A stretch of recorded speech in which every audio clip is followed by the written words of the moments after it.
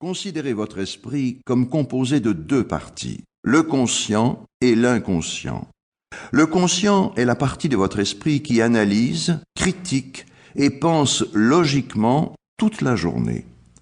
L'inconscient, c'est celle qui commande les fonctions de votre corps, comme le rythme cardiaque ou la respiration. C'est là également que sont stockés tous vos souvenirs et où réside votre sagesse, votre créativité et votre capacité à résoudre des problèmes. Lorsque vous dormez, votre conscient se repose, mais votre inconscient rêve et continue de vous aider à traiter les événements de la journée. C'est aussi dans l'inconscient qu'agissent la plupart des habitudes mentales. C'est peut-être une habileté à déprimer, à hésiter, à angoisser, ou encore à se sentir effrayé ou désespéré. Mais c'est peut-être aussi une habileté à se sentir vraiment bien, à se motiver, à se relaxer, ou encore à gagner en assurance et à se remplir d'espoir. L'état de transe permet d'entrer directement en contact avec la partie inconsciente de l'esprit du sujet. On peut ainsi l'aider à acquérir de nouvelles habitudes inconsciemment. Nous nous trouvons toujours dans une transe ou dans une autre. Une transe, c'est simplement un état dans lequel nous sommes absorbés par nos pensées. J'éprouve parfois de la difficulté à faire sortir les gens des transes dans lesquelles ils sont plongés. Ces états de conscience modifiés dans lesquels ils prennent des décisions stupides et nourrissent des pensées stupides. Mais la transe est un phénomène quotidien. Titre: les caractéristiques de vos pensées sous modalité.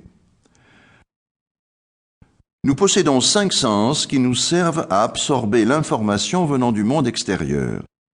Ensuite, nous nous représentons le monde en recourant à 5 sens intériorisés. Lorsque nous pensons, nous pouvons le faire en images ou en film.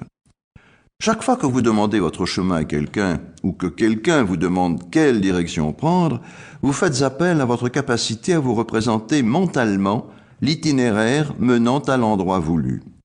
Quand nous pensons à quelque chose, l'image de cette chose se trouve en un endroit particulier. Elle est d'un format particulier et elle se trouve à une distance particulière de nous. Quand nous regardons des images mentales, celles-ci ne sont pas identiques à celles du monde extérieur. Cependant, nous les voyons quelque part devant nous et elles ont un format défini. Soit que vous vous voyez dans l'image, ce qui est signe de dissociation, soit que vous ne vous y voyez pas parce que vous regardez avec vos yeux, ce qui est signe d'association. Lorsque vous écoutez une voix mentale, c'est soit la vôtre, soit celle de quelqu'un d'autre. Elle provient de votre droite ou de votre gauche. Elle sort de vous ou elle entre en vous. Dans le domaine de la psychologie, on parle depuis longtemps de ces effets ou sensations. Ce qui m'a toujours étonné, c'est le nombre de fois qu'un patient se faisait demander ce qu'il éprouvait à propos de telle ou telle situation. Il répondait par exemple « Je me sens frustré ». Lui posait de nouveau la question au lieu de chercher à comprendre ce que signifiait sa réponse. Il ne se rendait pas compte que la réponse révélait en fait une action du patient et non pas une situation qu'il subissait. Lorsqu'une personne dit qu'elle est frustrée, il s'agit en réalité d'une action. Lorsqu'elle dit « j'ai des doutes » plutôt que « je doute », elle transforme un verbe en nom, l'action de douter en une situation.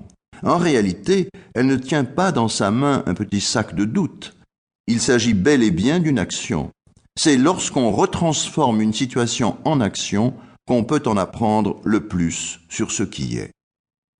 La question qu'il faut poser au patient, qui dit se sentir frustré, c'est où commence cette sensation dans votre corps et vers où se dirige-t-elle?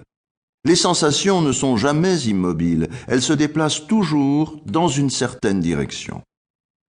Je demande parfois dans quelle direction la sensation se déplace, et le patient me répond « elle ne bouge pas ».